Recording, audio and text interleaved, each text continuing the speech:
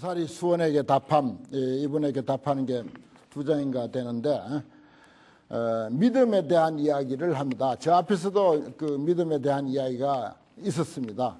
이 믿음은 말하자면 그 땅과 같아서 땅은 토양이 좋아야 되고 또 그 흙이 두터울수록 좋은 것입니다. 우리가 각자 믿음이 있겠지만은 그 믿음이 더욱더 기름진 토양이 되도록 하기 위해서는 믿음의 문제를 좀 더 깊이 있게 이해해 둘 필요가 있다. 이렇게 이제 보고 한번 더 살펴보도록 하겠습니다. 부처님께서 말씀하시기를 믿음은 도의 근원이고 공덕의 어머니로서 길이 일체 선한 법을 기른다. 이 아주 환경에 있는 유명한 말이죠. 그래서 믿음은 그 나이 든 사람들의 지팡이와 같은 것이다. 그런 표현도 했고 또 믿음은 손과 같다 이렇게도 표현할 수가 있습니다. 이 손이 들어서 책상도 잡을 수가 있고 책도 잡고 책장도 넘기고 연필도 잡고 쓸 수가 있고 그 손이 평소에 그냥 있으면은 아무것도 아닌 것 같죠. 크게 쓸모없는 것 같습니다. 그런데 이거 한번 활용하기 시작하면은 뭐 못 만들어내는 게 없습니다. 위대한 음악도, 위대한 조각도, 위대한 그림도, 수억만 원짜리의 고래 청자도 손이 만들어내는 거예요. 이야, 대단하죠, 손. 평소에 손에 나옵니까? 안 나와요. 음악도 나오지 않고, 그림도 나오지가 않고, 어떤 조각품도 나오지가 않습니다. 그런데 이 손이 그런 모든 것들을 다 만들어내요. 이 건물도 전부 손이 만든 거 아닙니까? 믿음도 그와 같습니다. 모든 불보살이 무엇에서부터 그런 불보살이 됐겠습니까? 믿음으로부터 됐거든요. 그래서 화엄경 같은 데서도 그렇게 믿음을 강조하고 있습니다. 한번 우리가 깊이 마음에 새겨둘 일이죠.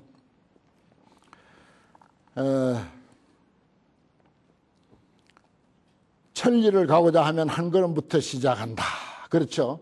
또 십지보살이 장애를 끊고 법을 정득하는 것도 처음에는 십신으로부터 들어간 뒤에 법운지에 올라 정각을 이루게 되었습니다. 처음 환희지도 믿음을 인하여 환희심을 낸 연고입니다. 그랬어요. 이 대스님의 그 불교적인 지식의 그 강점이 화엄경에 있다. 이렇게도 볼 수가 있습니다. 물론 이제 깨달으시기 전에 일체 시교를 다 보았습니다. 하지만 깨닫고 나서 화엄경을 봤다는 거. 이게 대단한 일이거든요. 모를 때 본 것과 알 때 본 것의 차이는 이렇게 큽니다. 그래서 이 서장에도 보면 화엄경을 자주 인용하는 이유가 그런 데서 볼 수 있습니다. 그리고 십신이라고 하는 것도 말하자면은 맨 처음 십신, 십주, 십행, 십향, 십지, 등각, 묘각 이렇게 해서 52위의 그 지위 점차를 나열해 놓은 것이 화엄경인데 여기 이제 법운지라고 하는 것이 말하자면 십지, 그러니까 50위에 해당되는 거예요. 50위. 50번째 지위에 해당되는 것인데 그것도 결국은 믿음이라고 하는 것으로부터 되었다라고 하는 것을 이렇게 순차적으로 나열한 이야기를 이제 소개하고 있습니다.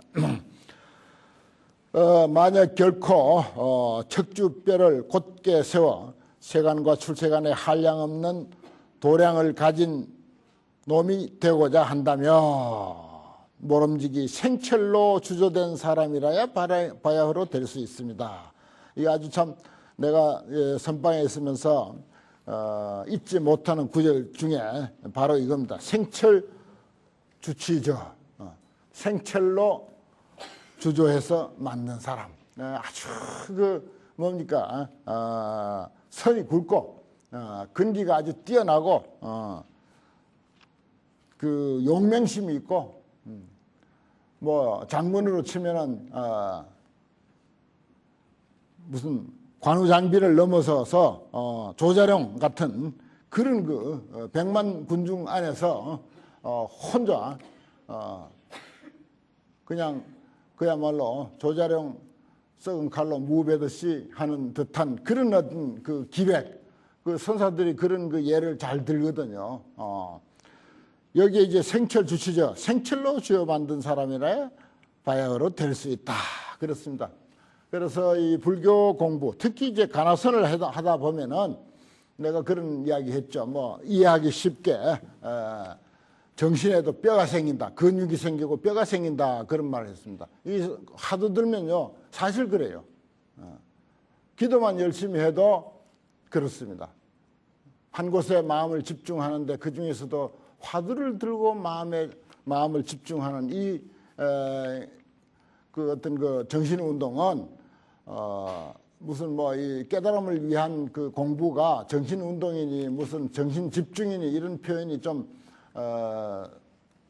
정확한 표현은 아닙니다만은 그래도 이제 우리 수준으로 우리가 한번 이야기해 본다면은 대단한 정신 운동이거든요. 정말 근육이 생기고 뼈가 생깁니다, 정신에. 뭐 흐물흐물한 그런 그늘에 자란 풀 같은 그런 그 어떤 그 근기라 하더라도 정말 생철로 만든 듯한 그런 그 근기가 돼요. 틀림없습니다, 이건. 그런 것을 해보면은 느낄 수가 있습니다. 이게 그런 이야기입니다. 만약 반은 밝고 반은 어두우며 반은 믿고 반은 믿지 않는다면, 그러니까 하는 둥 마는 둥, 뭐 시들시들한 그런 거, 그렇게 될 것 같으면 결코 통달할 수 없을 것입니다. 이런 말입니다. 이런 인정이 없어서 전해줄 수 없으니 모름지기 스스로가 살펴 발심해야 비로소 향해 나아갈 가능성이 있습니다. 만약 다른 사람의 입을 빌려서 판단한다면 영겁이 지나도록 쉴 데가 없을 것입니다. 그랬어요. 이건 이제 우리 불자들이 정확하게 알아야 할 것이, 흔히 이제 우리가 뭐 염화시중 하면은 이심전심, 또 무슨 다자탑전 반분자, 그러니까 부처님의 삼처전심 이야기를 하면은 의뢰의 이심전심이라는 게 따라다니고, 거기는 전한다는 말이 의뢰의 또 따라다니고, 또 이제 선가에서는 법을 전했느니, 전해 주었느니, 전해 받았느니 하는 전한다는 말이 그렇게 많습니다. 그런데 뭐라고? 인정이 없어서 전해 줄 수 없으니 모름지기 스스로 자기가 살펴서 발심해야 된다고 했잖아요. 그냥 인정해 주는 것이지 전해 주는 것은 추호만큼도 없습니다. 그거 아셔야 돼요. 그러니까 이 불교를 이해하는 데는 그 말에 떨어지고 말을 따라가고 말에 쏟고 이렇게 하면은 안 된다고 하는 것을 투차 이야기를 합니다. 이런 함정이 있기 때문에 그래요. 이걸 일부러 함정을 파서 함정이 생긴 게 아니고, 저절로 말은 본래 사실을 표현하는데 불합리한 도구이기 때문에 그래서 저절로 함정이 생겨요. 그래서 언젠가 말씀드렸지만은 사자는 교인하고 한로는 축괴. 사자는 돌을 던지면은 사자는 돌 던진 사람을 와서 물어. 그런데 똥개는 자기를 해치려고 한 그 사람은 생각지도 않고, 돌이 그게 먹을 것인가 하고 거기 가서 코를 킁킁대고 먹을 것인가, 그렇게 한다는 거예요. 그래서 말 쫓아가면은 바로 똥개가 되는 것이다. 이 말을 통해서 결국은 이치를 깨닫지 않을 수도 없고, 또 그렇다고 말을 쫓아가면은 이게 사자가 되어야 할 판인데 똥개가 되어버리고, 그런 것입니다. 그래서 이제 말로 표현할 수 없는 그런 이치이기 때문에, 그러나 이제 우리가 의사 전달을 하는데 제일 좋은 조건이 그래도 말이거든요. 그래서 이제 말을 안 쓸 수가 없습니다. 그러니까 이런 점에 대해서도 우리가 확고하게 자기의 소신을 세워두면은 불교 이해는 말할 것도 없고 세상사를 이해하는데도 아마 큰 도움이 될 겁니다. 수많은 시간을 헛되이 보내지 마십시오. 그랬습니다. 그 다음에 이제 이거는 이제 아주 중요한 내용이 이제 여기 또 소개되는데, 믿음의 문제하고 연관이 있습니다.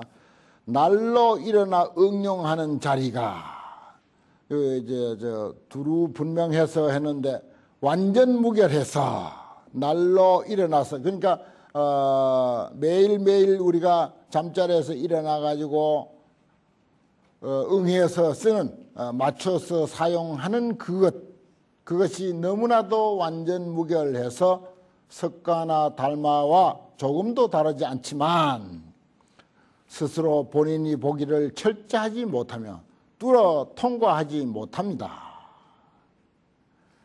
온 몸이 성색 안에서 활동하고 있어 도리어 그 속을 향하면서 나오기를 구하니 더욱 교섭하지 못할 것입니다. 이건 이제 무슨 이야기인가 하니 불교는 참 정말 위대한 가르침이고 또 이 세상에서 우리 서가모니 부처님 같은 그런 그 스승이 없다고 공부를 하면은 할수록 그렇게 믿음이 가지는 것이 내가 길이다, 나는 내가 빛이다 이런 말 도대체가 어디에도 하질 않았고 궁극에 가서는 인인이 본고하고 개개가 원성이다. 사람들이 본래로 다 갖췄고 개개인이 현재 이대로 현재 그 사람의 신분이 어떻든 지위가 어떻든 남녀노소 동서 고금 불문하고 현재 아무리 도덕적으로 또 어떤 세속적인 가치로서 허물이 많다 손치더라도 또 설사 그 반대로 세상에서 상당히 추앙을 받는 그런 아주 훌륭하고 선량한 사람이라 하더라도 그런 것을 가지고 논하는 자리가 아니고 사람들에게 기존의 것, 이미 있는 것, 이것을 보시고서 이것을 드러내시고 또 이것을 계시오입 열어주고 보여주고 깨닫게 해주고 그 속에 들어가서 살도록 그 경계에 들어가서 살도록 그러니까 이미 본인에게 본래로 갖춰져 있는 것 현재 지금 우리가 육바라밀을 닦았기 때문에 불교에 입문했기 때문에 불교 초심자 과정을 졸업했기 때문에 이런 조건이 전혀 붙지 않고 그런 것하고는 전혀 관계없이 불교를 비방하는 사람도 다른 종교를 믿는 사람도 불교를 또 믿는 사람도 거기에는 전혀 차별 없이 이미 모든 사람들이 가지고 있는 그 위대성, 지고한 그 인간의 근본 가치 이것을 부처님은 드러내는 것이고 이것을 일깨워주는 가르침입니다. 절대 자신이 길이다 빛이다 이런 말 안 해요.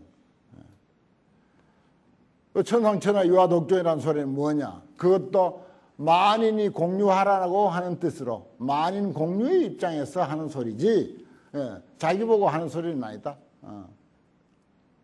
그것입니다. 여기도 분명히 그걸 밝혔잖아요. 대스님도. 날로 일어나서 응용하는 그 자리가 완전 무결해서 석가와 달마로 조금도 다르지 않다. 그랬잖아요. 바로 인간이 가지고 있는 기존의 것, 이미 있는 거예요. 닦아서 된 것도 아니고 점차적으로 된 것도 아니고 불교 안에는 닦아야 된다, 점차적으로 해야 된다.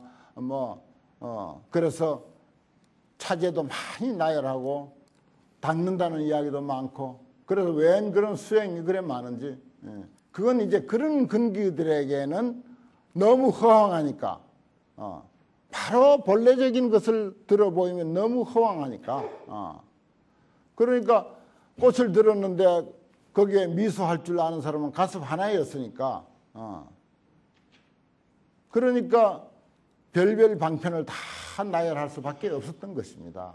그래서 별별 이야기가 다 있는 거죠. 지금 우리가 관화선을 이야기하는 이 마당에서 우리는 정말 본래의 불교, 순수한 불교, 거품 없고 정말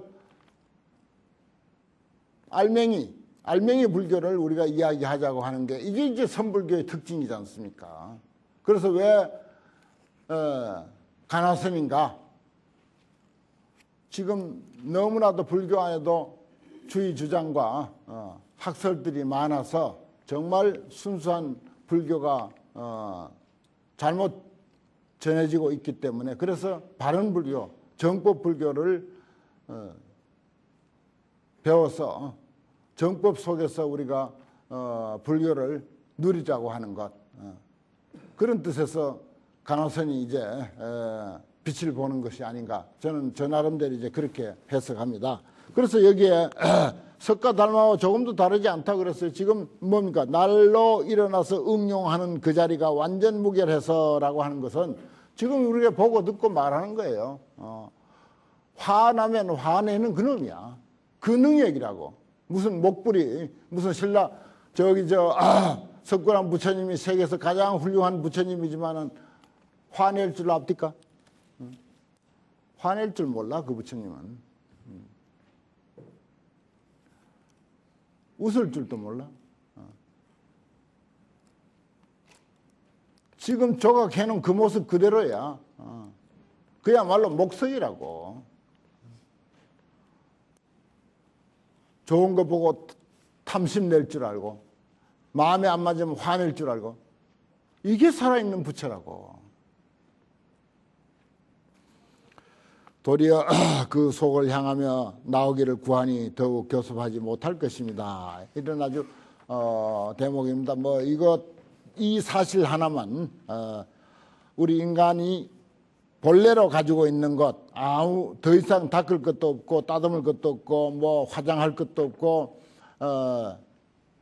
더 이상 어떻게 첨가할 것도 없는 그런 지고한 가치, 완전 무결한 그 인간 본성의 가치를 제대로 이해하고 거기에 눈 뜨면 그게 이제 끝이에요. 불교 공부 끝입니다. 결국 그것 하나 가지고 여러 각도에서 이렇게 표현하고 저렇게 표현하고 한 것, 그거죠. 다른 것 없죠. 그 밑에 이 일은 또한 오래 참고한 사람이 총림을 두루 거친 뒤에 통달하여 얻는 데 있지 않습니다. 그렇죠. 선방에 50년, 60년 있었다고 해서 이런 이치를 알아라고 하는 그런 보장은 없습니다. 늘 우리가 예를 들지만 육조 해능 대사 같은 이들은 부처불자도 모르고 낯놓고 기억자도 모르는 무식꾼 나무꾼이었는데 금강경 소리 한 구절 듣고는 그만 그 순간 그냥 끝났어. 마음이 환하게 밝아진 거예요. 그럼 구참납자라고 뻐길 게 뭐 있습니까? 자랑할 게 아무것도 없어요. 그런 생각만 할 줄 알아도 참 사람의 어지간히 철들 텐데 그 생각마저 못하고 뭐든지 연륜이 쌓이고 오래됐다면은 거기에 이제 상이 붙어가지고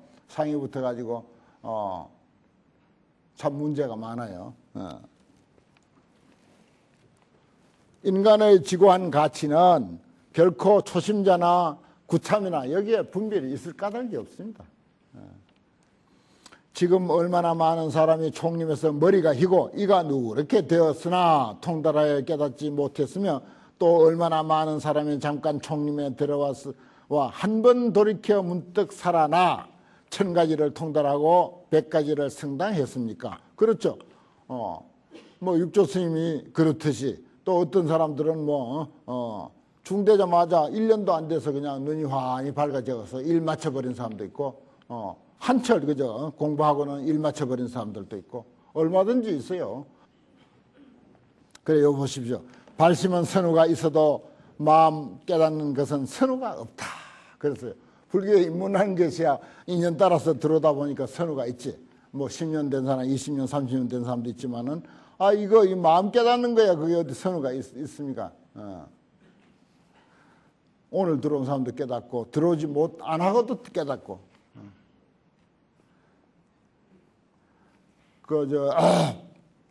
심청전 하이라이트 신봉사 눈 뜨는 장면 여러분들 잘 아시죠? 그 신봉사는 그래도 그 잔치에 참석이나 해가지고 눈을 떴지. 앉아서 뜨는 사람, 서서 뜨는 사람, 누워서 뜨는 사람, 오다가 뜨는 사람, 잔치에 이제 근하하게 이제 얻어먹고 집으로 돌아가다가 뜬 사람, 잔치가 있다는 소문도 못 듣고 집에 그냥 있는 사람, 저 지방에서 그런 소문도 못 듣고 있었는데 어느 날 문득 동시에 눈이 뜨인 거야. 잔치에 참석하면 참석했다고 해서 눈 뜨는 것은 그런 이해가 가지만 참석 못한 사람도 눈 뜨는 거라. 그날 맹인들 눈 뜨는 소리가 그냥 따닥따닥 여기서 따닥 저기서 따닥 눈 뜨는 소리 다 들어보셨죠?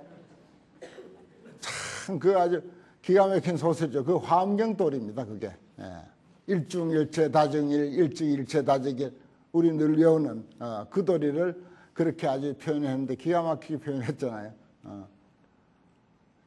그러니까 구참선달이라고 해서 잔치에 뭐 참석해가지고 무슨 이런저런 소리 꼭 들어야만 눈 뜨는 게 아니야. 잔치 안 하던 눈 떠.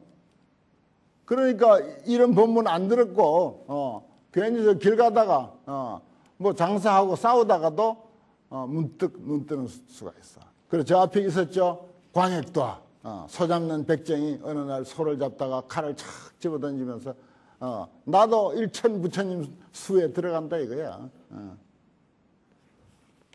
불교 참 재밌잖아요. 신기하잖아. 대단하죠. 어디서 이런 이론이 있습니까? 불교, 특히 선불교만이 이런 이론이 가능한 겁니다. 물론 대승불교에도 이제 그 광역도화 이야기는 선적인 맛이 상당히 가미된 그런 그 열반경 이야기지만 대승불교에서부터 이제 그런 그 경향을 많이 보이죠. 옛날 이문화 도의가 성문자조를 참례했을 때 말 한마디에 성당해서, 흥당이란 말은 깨달았다 이런 말입니다. 말 한마디에 깨달아서 문득 1000가지를 통달하고 100가지를 감당하였습니다. 천효백당, 이게 옛날부터 이제 깨달았다고 하는 것을 이런 식으로 표현합니다. 한마디에 1000가지를 통달하고 100가지를 감당하였다 했으니까 이에 개성을 지어 자조에게 이르기를 도를 배우면은 모름지기 쇠로 된 사람이어야 공부하여 마음을 판단할 것이니. 자, 앞에 있었죠. 쇠로 된 사람, 무쇠로 된 사람이라야 근기가 그래 돼야 된다 이런 말이죠. 위로 바로 위 없는 보리를 얻고자 하면 일체 시비를 상관하지 말라. 공부인의 자세가 이래야 된다고 했습니다. 이게 이제 공부인의 자세를 이렇게 이제 표현한 것인데, 그러니까 성문자조 스님이 이문화 도의라고 하는 그 벼슬하는 사람에게다가 내린 그런 그 개성이 바로 이겁니다. 공부인의 자세는 뭐 세상이 어떻게 돌아가든지 만약에 내가 1시간을 좌선하고자 한다 그러면은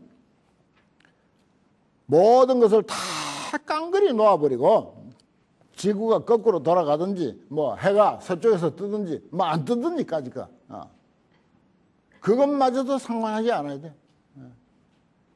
그런데 뭐 집에다 뭐 이렇게 그 가스불 위에다 뭐 솥을 올려놓고 왔든지 내려놓고 왔든지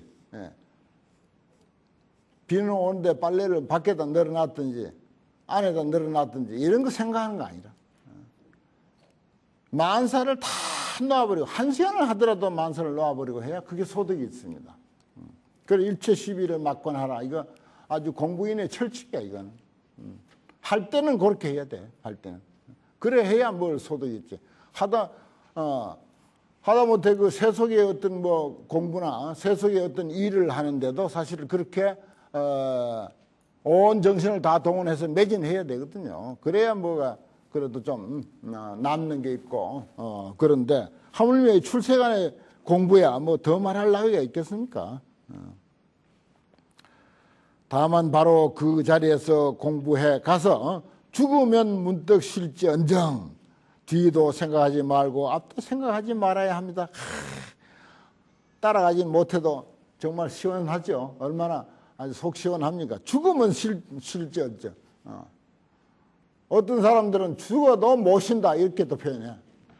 근데 뭐 죽으면 어떻게 하겠어요 그거. 죽어버렸는데 그 사람 뭐 공부 안 한다고 누가 어떻게 시비하겠습니까? 죽으면 문득 실지언정 앞뒤 생각하지 말고 밀어붙이라 이거예요.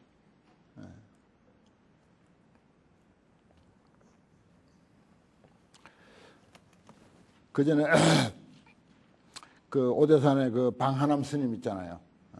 저기 저 우두산에서 공부하실 때 어떤 객스님이 이제 그 하남 스님이 거기서 공부한다는 소리를 듣고는 이제 가서 보니까 토굴에 우두암이라고 하는 토굴에 저 북한에 있는 우두암인데 그 토굴에 가서 이제 아무리 불러도 소리가 없어.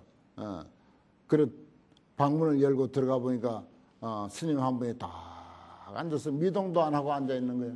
아, 저 스님이 하남 스님이구나 싶어서 그만 걸망을 쓱 내려놓고 자리를 하나 차지하고 저 옆에 그냥 앉았는 거예요. 오네 가네 뭐 인사 없어. 쉰 인사왕환.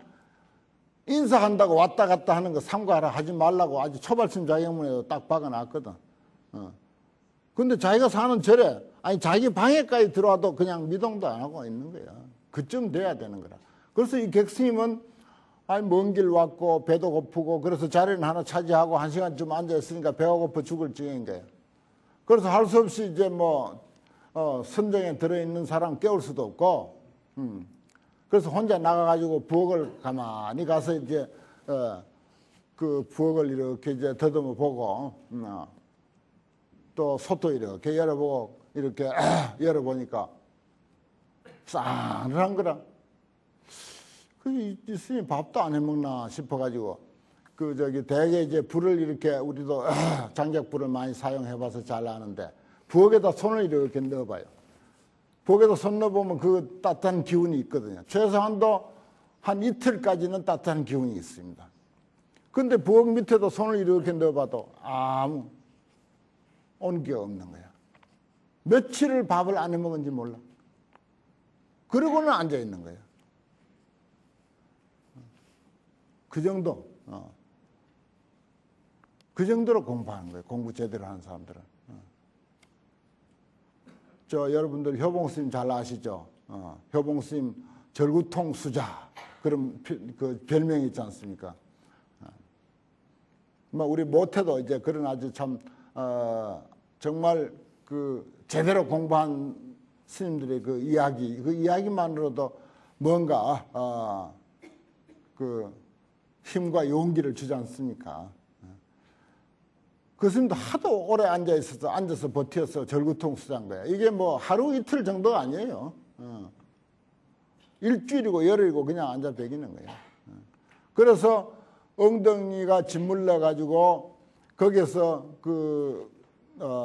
골마 터져가지고 고름이 나와가지고 방석이 자기 옷하고 눌어붙어가지고 나중에서 며칠 후에서 일어나니까 방석이 붙어가지고는 떨어지지 않더라는 거야. 그 짓물러서 고름이 내려앉고 또 내려앉고 마르고 내려앉고 마르고 내려앉고 해가지고 이게 뭐 세멘트 해놓은 것 같이 그리고 방석이 안 떨어지더라는 거예요. 실제로 이거 본 사람들이 하는 소리라. 본인들은 그런 소리 안 하지. 하남 스님 이야기도 본 사람이 와서 이야기하는 거죠. 참 인간이 독하려면 그쯤까지 독해지는가 봐. 정말 지독하죠. 그럼 뭐 근년의 스님들이니까 옛날 사람들 이야기는 그만두고 근년의 스님들 이야기니까 뭐 모든 사람들이 다 그렇게 수행할 필요는 없는 것이고 또 꼭 그런 과정을 거쳐야만 된다는 것은 아닙니다. 오늘 이야기는 이제 그 우리가 이제 서서히 이제 서장을 이제 끝낼 시기가 되어 가서 이런 이야기도 이런 기회에 들려드려야 되겠다 해서 드리는 말씀이고 여기는 구참이라든지 초심자라든지 또 오래 했다든지 뭐 얼마 안 했다든지 이런 것에 관계없이 어느 순간 마음의 눈을 문득 뜨기만 하면 끝이다 하는 그런 생각이 이야기고 여기 이제 생철로 지어 만든 사람 또 일체 시비를 상관하지 말라라고 하는 이런 경책에 좀 부언해서 드리는 말씀입니다. 다만 바로 그 자리에서 공부해 가서 죽으면 문득 쉰다. 참 무서운 이야기 아닙니까? 그 다음 허사리에게 답하는 두 번째 편지입니다. 155쪽. 우리 불가에는 불교에 입문하면은 이제 부처님에게 아니 불교에 적을 두게 됐다 그런 뜻에서 불명 내지 법명 이런 이름을 짓게 돼요. 뭐 보살님은 여성불자는 여성불자에게 맞게 짓고 남자들은 남자에게 맞게 짓고 그래서 이제 법명 또는 불명 또는 법호 도호 도 닦는 사람이다 해서 도호 뭐 이런 표현을 이제 씁니다. 같은 이야기죠. 여기 이제 그 문제에 대해서 이제 이야기를 하는데 아주 우리 불자들에게 참고가 될 것 같아요. 당신은 바른 믿음과 바른 뜻을 세웠습니다. 이것은 부처가 되고 조사가 되는 기본입니다. 그렇죠. 바른 믿음, 바른 뜻을 세운 거 이게 불조가 되는 그 기본이죠. 그래서 제가 그 때문에 담년이라고 당신의 도호를 지어드립니다. 그랬어요. 아마 청을 했을 겁니다. 청을 했으니까 이제 지었겠죠. 청도 안 하는데 짓기는 좀 대스님답지가 않죠. 그런데 담년이라 이래 지었어요. 요걸 이제 옥편에 보면 맑을 잠이라고 이제 그렇게 표현했는데 이 불가에서는 담이라고 발음합니다. 맑다 이 말이에요. 마음의 본성은 깨끗하다. 지금 뭐 겉으로는 온갖 탐진치 삼독과 84,000 번뇌로 오염되어 있다 손치더라도 그 본성은 깨끗하다. 이런 뜻입니다. 그래서 설사 오염이 되어 있어도 그 본성은 아주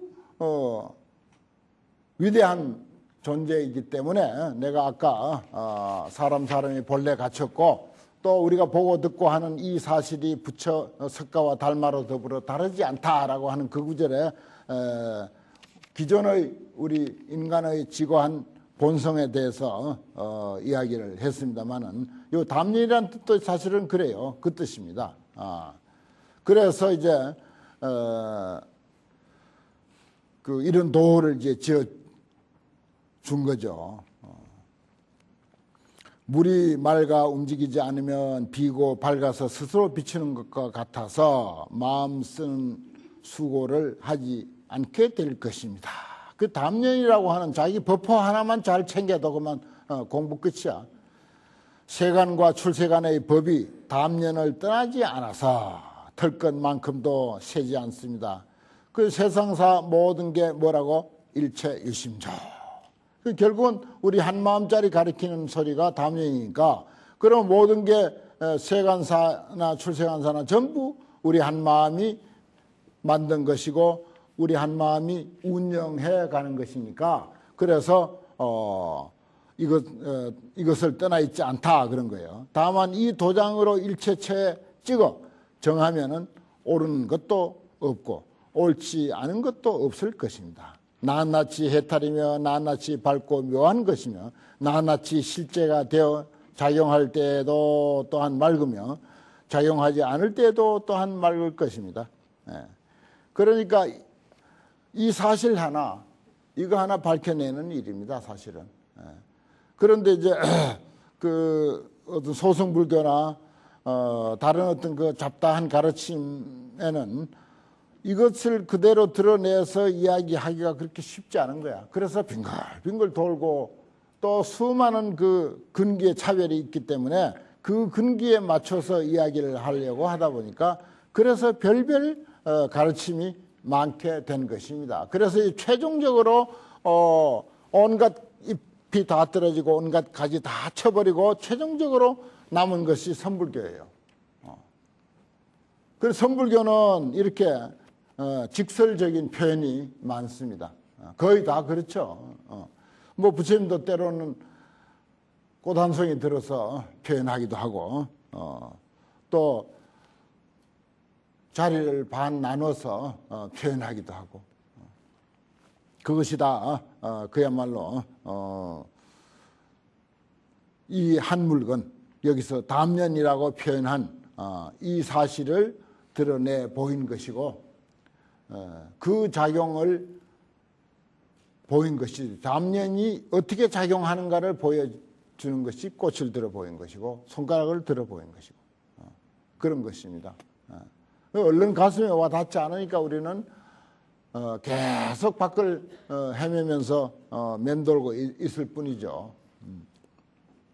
조사가 이르기를 다만 마음으로 분별하고 개교하면 자기 마음으로 보고 헤아리는 것이 다 꿈이다. 만약 마음이 정멸하여 하나도 생각을 움직임이 없으면 이것을 정각이라 이름한다. 그랬어요.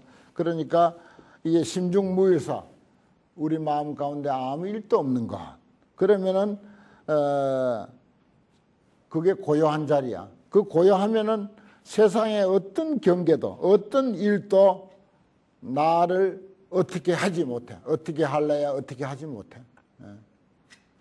그래도 내가 어떻게 세상이 돌아가는데 내가 어떻게 되지 아니해도 나는 아무 손해 없습니다. 전부 이제 그게 손해 날까 봐 두려워서 그저 뉴스 보고 신문 보고 뭐 이렇게 생각해보고 저렇게 생각해보고 언제 뭐 연구 많이 했다고 무슨 연구원으로 불러간 적도 없는데 한 번도 뭐 세상 연구했다고 연구원으로 데려간 적이 없어요. 데려가지도 않아요 앞으로도. 그런데 혼자 그래 연구하고 앉았는 거예요. 뉴스라도 안 보면, 그날 뉴스 안 보면 세상에 뒤떨어진 사람이나 될까 이렇게 염려하고 있고 두려워하고 있는 거예요. 전혀 그럴 일이 없어요. 그러니까 이 정멸한 자리, 이것이 참 불교가 터득한 그런 경지고 또 그런 경지에 이른 사람이 제시한 아주 좋은 공양입니다. 정멸한 자리를 우리가 한 번씩 맛보는 거. 그 만사 다 놔버리고 정말 방아착해버리고 한순간이라도 철저히 어떤 그 여백을 가져보는 것. 그것이 그 우리가 선불교를 만난 그런 그 다행함이 아닐까 이런 생각입니다. 다른 교학상의 불교는 뭐 외울 것도 많고 이리저리 짜맞춰야 할 것도 많고 그래요. 앞뒤가 맞아야 되고. 그런데 이 선불교는 그런 모든 것을 철저히 비울 수 있으면 잘 비우는 사람이 공부 잘하는 사람이라. 어떤 뭐 티끌도 거기다 남겨두지 말고 철저히 비워버리는 거. 그래야 다른 우리의 그 어떤 그 활동상의 어떤 내 시간이, 활동하는 내 시간이 아주 돋보일 것입니다. 아주 빛날 거예요. 참 꿀맛 같고 소중할 것입니다.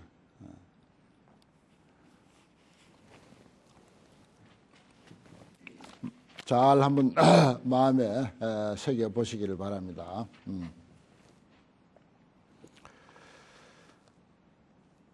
깨달음이 이미 바르게 되면 날로 쓰는 하루 가운데 색을 보고 소리를 들으며 냄새를 맡고 맛을 분간하며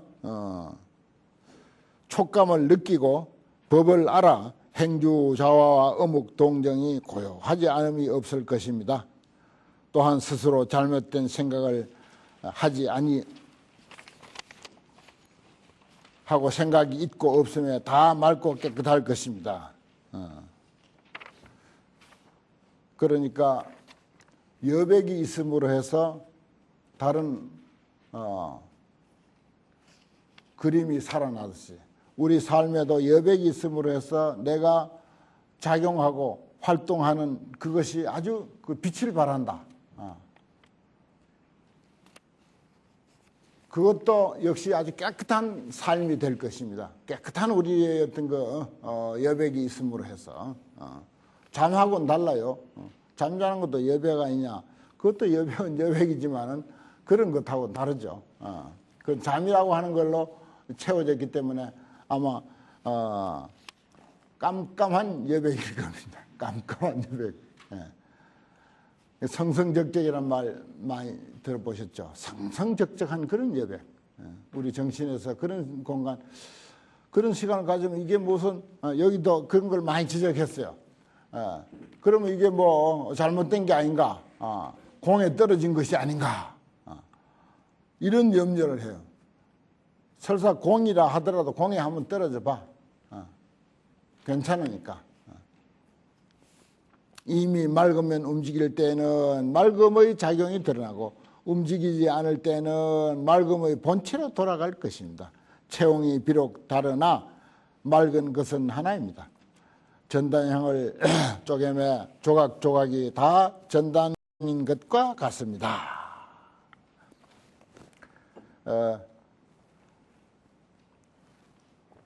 불상을 조성하거나 탱화를 그려놓고 저만 할 때 의뢰히 하는 법문, 아주 최상의 법문이죠.